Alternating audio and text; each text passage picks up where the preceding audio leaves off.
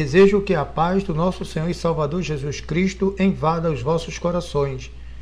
Estamos de volta para continuarmos estudando as lições da Escola Bíblica Dominical, terceiro trimestre de 2017, que tem como título A Razão da Nossa Fé.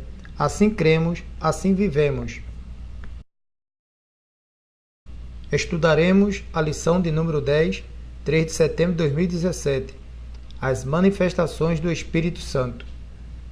Texto áureo. Porque a promessa vos diz respeito a vós, a vossos filhos e a todos os que estão longe, a tantos quanto Deus, nosso Senhor, chamar. Atos, capítulo 2, versículo 39. Verdade prática. Cremos na atualidade do batismo no Espírito Santo e dos dons espirituais distribuídos pelo Espírito Santo à Igreja para sua edificação. A leitura bíblica em classe se encontra em Atos, capítulo 2, versículo de 1 até o 6. Depois, 1 Coríntios, capítulo 12, versículo 1 até o 7. Cumprindo-se o dia de Pentecoste, estavam todos reunidos no mesmo lugar. E de repente veio do céu um som como de um vento veemente e impetuoso, e encheu toda a casa em que estavam assentados. E foram vistas por ele línguas repartidas como que de fogo, as quais pousaram sobre cada um deles. E todos foram cheios do Espírito Santo e começaram a falar em outras línguas, conforme o Espírito Santo lhes concedia que falassem. E em Jerusalém estavam habitando judeus, varões religiosos, de todas as nações que estão debaixo do céu. E correndo aquela voz, ajuntou-se uma multidão e estava confusa, porque cada um os ouvia falar na sua própria língua. Acerca dos dons espirituais, não quero, irmão, que sejais ignorante. Vós bem sabeis que éreis gentios, levados aos ídolos mudos, conforme éreis guiados. Portanto, vos quero fazer compreender que ninguém que fala pelo Espírito de Deus diz, Jesus é anátema. E ninguém pode dizer que Jesus é o Senhor, senão pelo Espírito Santo.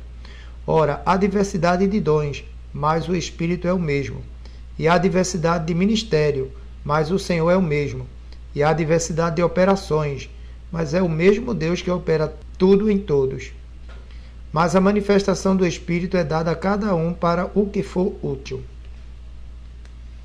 Vamos ao comentário da lição, começando com a introdução.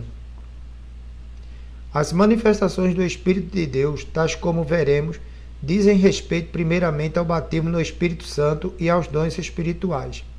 São dois temas da teologia pentecostal que nunca se esgotam e são importantes porque tratam de evidência bíblica de que a comunicação divina com seu povo e com cada crente individual nunca cessou, não somente a Bíblia, mas também o testemunho da história e da experiência cristã corrobora essa verdade.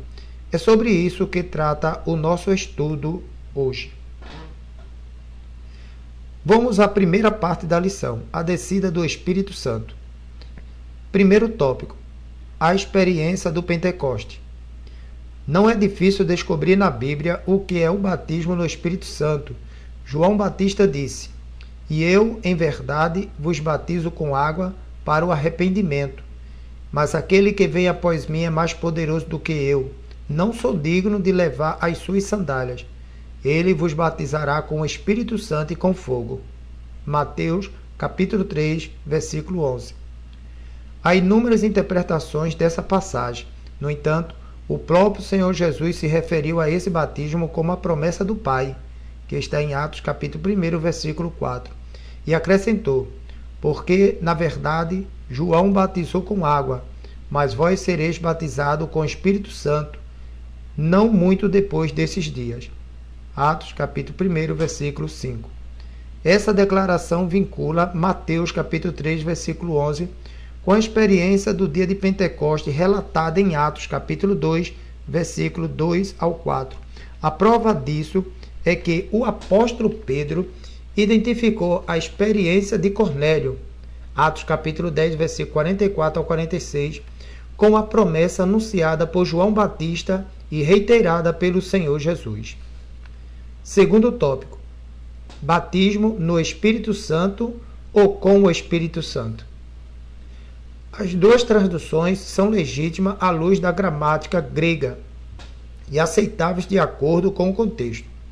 A ideia de batismo no Novo Testamento é de imersão, submersão. A Almeida Revista e Atualizada tem uma nota em Mateus, capítulo 3, versículo 11, e Atos, capítulo 1, versículo 5, informando com ou em. E a Nova Versão Internacional também traz uma nota similar. A versão Almeida revisada da imprensa bíblica brasileira emprega batizar em água e batizar no Espírito Santo, nas referidas passagens, respectivamente. Nós adotamos em água e no Espírito Santo, pois com pode parecer aspersão, o que contradiz a ideia de imersão. Terceiro tópico: os sinais sobrenaturais. Há 3 sinais que mostram a ação sobrenatural do Espírito Santo por ocasião de sua descida no dia de Pentecoste. O som como de um vento, Atos capítulo 2, versículo 2. A visão das línguas repartida como que de fogo, capítulo 2 de Atos e versículo 3. E o falar em línguas, ainda no capítulo 2 de Atos e o versículo 4. Os 2 primeiros sinais jamais se repetirão, pois foram manifestações exclusivas que tiveram como objetivo anunciar a chegada do Espírito Santo. Alguém tão importante quanto o Filho, cuja encarnação e nascimento em Belém, ainda que extraordinários, porque o Verbo se fez carne, não tiveram sinais semelhantes. Além de marcar a chegada do Espírito Santo no dia de Pentecoste, as manifestações sobrenaturais também inauguraram a igreja. Assim, o som soava como vento, mas não era vento. E da mesma forma, a visão não era fogo, mas lembrava o fogo de Deus. Foi um acontecimento singular, algo que ocorreu uma única vez. Segunda parte da lição: a natureza das línguas. Primeiro tópico: fonte. As línguas do Pentecoste eram sobrenaturais, pois foram caracterizadas como outras línguas, conforme o Espírito Santo lhes concedia que falasse. Atos capítulo 2, versículo 4. O termo grego para outras aqui é heterais, de héteros, outro de tipo diferente. Há quem questione esse conceito, mas a fonte delas é o próprio Espírito Santo, o que torna a evidência visível e contundente. A outra evidência está presente na audição e não simplesmente na fala, pois cada um os ouvia falar em sua própria língua. Atos capítulo 2, versículo 6. Lucas repete essa informação por mais 2 vezes, conferindo os versículos 8 e 11. E no versículo 11 ele acrescenta: todos os temos ouvido em nossas próprias línguas falar das grandezas de Deus. Segundo tópico: a glossolalia. É a manifestação das línguas estranhas no batismo no Espírito Santo, bem como das línguas como um dos dons espirituais. Trata-se um termo técnico de origem grega, grossa, língua, idioma, e de lalia, modo de falar. Mateus capítulo 26, versículo 73. Conjugado à linguagem, João 8, versículo 43, substantivo derivado do verbo grego lalei, falar. A expressão lalei grossais, falar línguas, é usada no Novo Testamento para indicar outras línguas.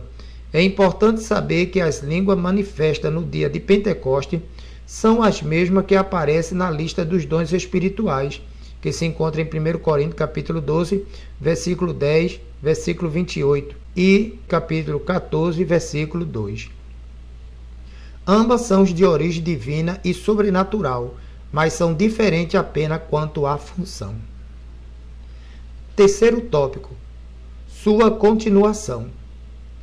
O falar em outras línguas, conforme o Espírito Santo lhe concedia que falasse, é a evidência inicial do batismo no Espírito Santo. Essa experiência se repete na história da igreja. Isso aconteceu na casa do centurião Cornélio. E os fiéis que eram da circuncisão, todos quantos tinham vindo com Pedro maravilharam-se de que o dom do Espírito Santo se derramasse também sobre os gentios, porque os ouvia falar em línguas e magnificar a Deus. Atos capítulo 10, versículos 45 e o 46. Exatamente como aconteceu no dia de Pentecoste. Outra vez, o mesmo fenômeno acontece com a chegada de Paulo em Efésio, em sua terceira viagem missionária. As línguas, as profecias e a ciência são válidas para os nossos dias, mas vão cessar por ocasião da vinda de Jesus, assim como nos diz em 1 Coríntios capítulo 13, versículo do 8 ao 10. Terceira parte da lição: significado e propósito. Primeiro tópico: o batismo no Espírito Santo não é sinônimo de salvação. Trata-se de bênçãos diferentes. Todos os crentes em Jesus já têm o Espírito Santo na regeneração. O Espírito promove o novo crescimento, que é um ato direto do Espírito Santo. O pecador recebe o Espírito no exato momento em que aceita de verdade a Jesus. Os discípulos de Jesus já tinham seu nome escrito no céu. E igualmente tinham o Espírito Santo mesmo antes do Pentecoste. Como diz em João capítulo 20, versículo 22. Segundo tópico: definição e propósitos. O batismo no Espírito Santo é o recebimento do poder espiritual para realizar a obra da expansão do Evangelho em todo o mundo. O seu propósito é capacitar o crente a viver uma vida cristã vitoriosa e, sobretudo, para testemunhar com ousadia sobre a sua fé em Cristo. É um revestimento de poder para viver a vida regenerada, um poder espiritual que contribui para a edificação interior da vida cristã do crente e que o ajuda quando a mente não pode fazê-lo. Quarta parte da lição: os dons espirituais. Primeiro tópico: os dons espirituais. São manifestações do poder de Deus que nos capacita a continuar a missão de Cristo no mundo e há demonstrações desse poder na vida da igreja. A igreja não se sustenta sozinha, por isso o Senhor Jesus enviou o Espírito Santo, como diz em João 14 e os versículos 16 até o 18. Há pelo menos 3 listas desses dons. Em Romanos 12, versículos 6 e 8, 1 Coríntios 12, versículo 8 ao 10 e o 28 ao 30. Embora não ousamos dizer que sejam apenas esses, pois não existe uma lista exaustiva deles no Novo Testamento. Segundo tópico: os dons são dados aos crentes individualmente. As manifestações dos dons ocorrem por meio das 3 pessoas da Trindade, pelo Espírito, na diversidade de dons, pelo Senhor, na diversidade de ministério, e pelo Deus Pai, na diversidade de operações. Mas a fonte dos dons é o Espírito Santo, e por isso essa manifestação é dada por ele, a cada um para o que for útil, como diz em 1 Coríntios capítulo 12, versículo 7. E não para exibição ou ostentação do crente, porque o mérito é do Senhor Jesus.